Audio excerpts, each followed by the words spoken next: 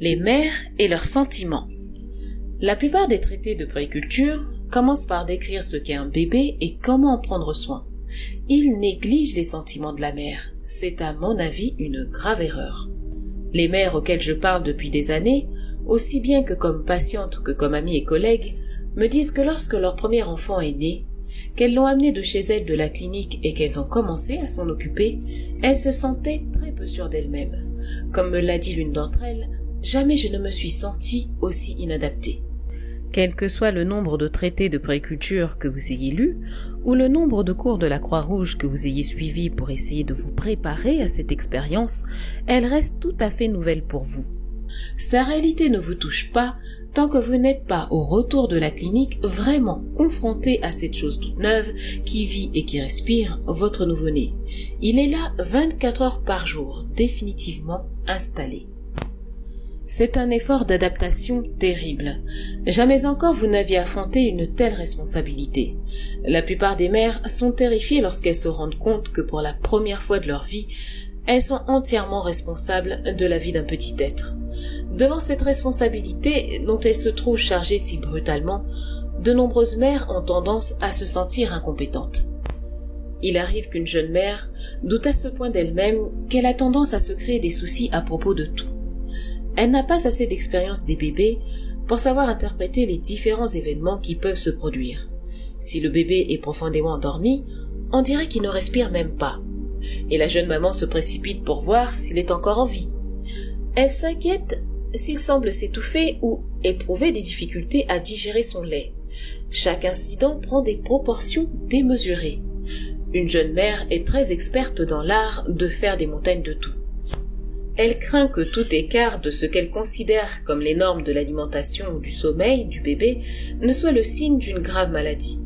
C'est pour cela que de nombreuses jeunes mères sont tentées de téléphoner à toute heure à leur pédiatre surmené. Le pire pour cette jeune mère, c'est qu'elle n'ose avouer ce sentiment d'incompétence à qui que ce soit. Après tout, elle est douée de facultés de raisonnement. La voilà mère maintenant et c'est le couronnement de sa vie de femme. Comment réagit-elle alors à cette première impression? Elle imagine d'autres mères qui s'occupent de leur bébé avec compétence. Il lui semble être la seule à connaître de telles angoisses. Aussi aimerait-elle mieux mourir que d'avouer ses craintes. Si elle savait seulement que toute jeune mère pense comme elle, cela la rassurerait beaucoup, et pourtant, croyez-moi, il en est de même pour toutes. Voyez-vous, la jeune mère a reçu toutes sortes de messages de notre culture, certains explicites et d'autres implicites, qui lui ont enseigné que la mère est pourvue de façon magique et innée de cet amour maternel et de cet instinct maternel qui la rendent automatiquement capable de prendre soin de son bébé et de l'aimer. Le problème est qu'elle ne sent rien de tout cela. Elle ne se sent pas très apte à prendre soin de son nouveau-né. Alors elle pense que toutes les autres mères sont naturellement douées de cet instinct maternel, qui lui manque à elle seule. Elle est tellement occupée à s'inquiéter et à se dire qu'elle est incapable qu'elle ne trouve pas le temps de se raisonner et de se convaincre qu'il y a un monde de différence entre l'amour maternel pour un nouveau-né et le savoir et l'expérience des soins à donner à un bébé. L'amour pour votre bébé viendra tout naturellement. Certaines mères ressentent peut-être un irrésistible élan d'amour maternel à la naissance de leur enfant. Pour d'autres, il se développe seulement peu à peu. Mais il n'y a pas une somme de connaissances toutes prêtes au sujet des nouveau-nés et des soins à leur donner qu'on posséderait instinctivement parce qu'on est femme. Cette somme est le fruit de l'expérience. Et jusqu'à la naissance d'un premier enfant, il se peut qu'on ne sache pas très bien ce que vivre avec un enfant signifie. S'ajoutant à ce sentiment d'incompétence à donner des soins, il en existe un autre qui trouble tout autant la jeune mère. C'est la rancune. Beaucoup de mères sentent qu'elles en veulent au bébé à cause de cet horaire de 24 heures auquel elles se trouvent soumises tout à coup. Comme se lamentait un jour une jeune mère, personne ne m'a jamais dit que ce serait comme cela.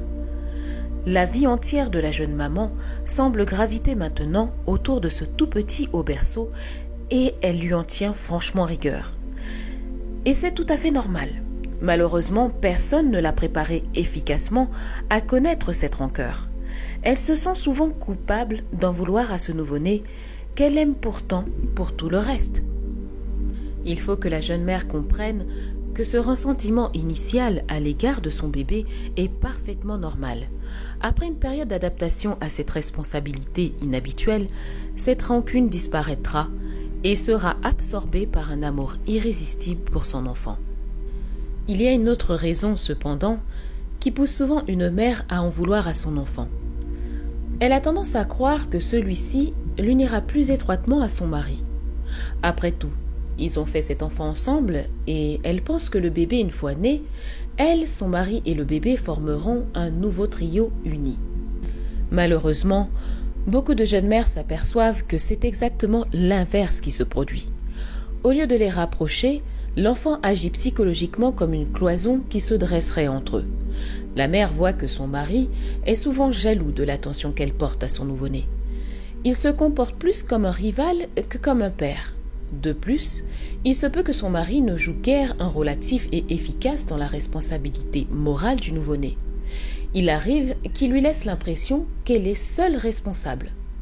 Elle peut en vouloir au bébé d'avoir provoqué cette situation.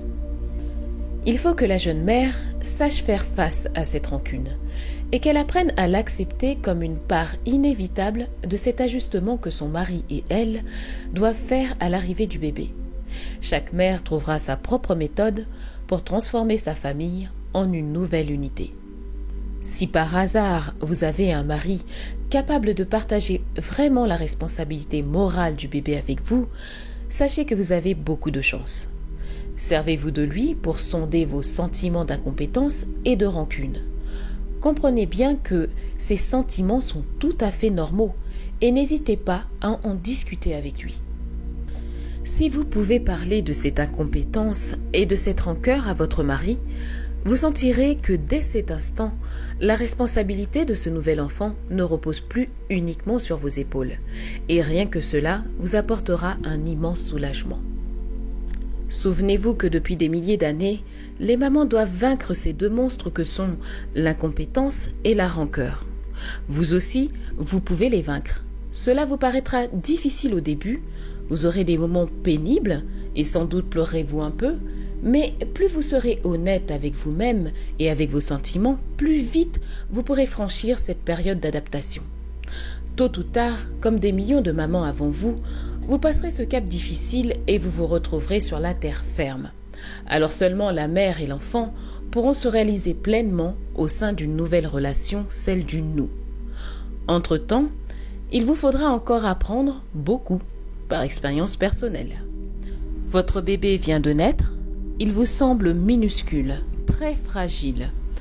Vous donnez une importance excessive à la moindre petite anomalie et vous y voyez le signe d'un accident grave. Une jeune maman éprouvera parfois un tel sentiment de panique que ni son intelligence ni son bon sens ne lui permettront d'analyser la situation. L'une d'elles m'a avoué un jour: il me fallait 4 heures pour essayer de retenir ce que je devais faire, alors que j'avais réussi sans difficulté mes examens universitaires. Je doutais de mes capacités et commençais à me demander si oui ou non j'avais un brin de cervelle. En de telles circonstances, une mère peut très bien oublier qu'elle a du bon sens. Aussi cherche-t-elle désespérément une autorité qui puisse lui indiquer ce qu'il faut faire. Et si elle ne peut pas immédiatement entrer en contact avec son pédiatre, elle se précipitera aussi bien sur le téléphone pour appeler une voisine. Mais il faut qu'une maman comprenne bien que toutes ces angoisses sont normales. Incompétence, panique, rancune, c'est le lot de toute jeune maman. L'idée que votre nouveau-né n'est ni si frêle ni si fragile que vous l'auriez cru tout d'abord s'imposera à vous peu à peu. Depuis des millions d'années, les bébés savent trouver les moyens de surmonter la maladresse et les sentiments d'incompétence de leur jeune mère. Votre nouveau-né survivra lui aussi à votre maladresse et à votre inquiétude. Avec l'expérience, votre confiance grandira aussi. Vous le tiendrez plus confortablement. Vous lui donnerez à manger avec plus d'aisance. Et quand il aura 2 mois, vous vous rendrez compte qu'il a des chances sérieuses de survie. Il est bon de faire venir une aide ou une personne de la famille pendant les premières semaines qui suivent le retour de la jeune mère à la maison. Mais même dans ce cas, il vous faudra assumer entièrement seul la responsabilité psychologique de votre enfant. Toute jeune maman doit subir ce baptême du feu pendant les premiers mois de la vie de l'enfant. Personne ne peut le faire à sa place. Bien sûr, c'est un grand réconfort de parler à d'autres mères et de s'apercevoir qu'elles éprouvent les mêmes sentiments. Vous découvrirez alors que vous n'êtes pas seul dans ce cas. Faire part aux autres de vos sentiments profonds constitue un bon remède pour la jeune maman que vous êtes. Parlez donc à d'autres mamans, de préférence plus expérimentées. Mais ne commettez pas l'erreur de vous référer à votre voisine ou à une autre mère comme à une autorité supérieure. C'est justement ce que beaucoup de jeunes mères font lorsqu'elles s'affolent. Telle maman qui ne songerait pas à consulter sa voisine pour diagnostiquer les oreillons chez son enfant attend qu'elle lui donne un avis impératif sur l'allaitement au sein. Essayez de résister à ce genre de tentation. Utilisez les avis des autres mères comme catalyseur pour vérifier la valeur de vos propres sentiments. Mais ne les considérez pas comme des oracles. Et n'oubliez jamais que votre enfant est unique en son genre. Ce qui a très bien réussi à votre voisine et à son bébé ne sera pas forcément valable pour vous.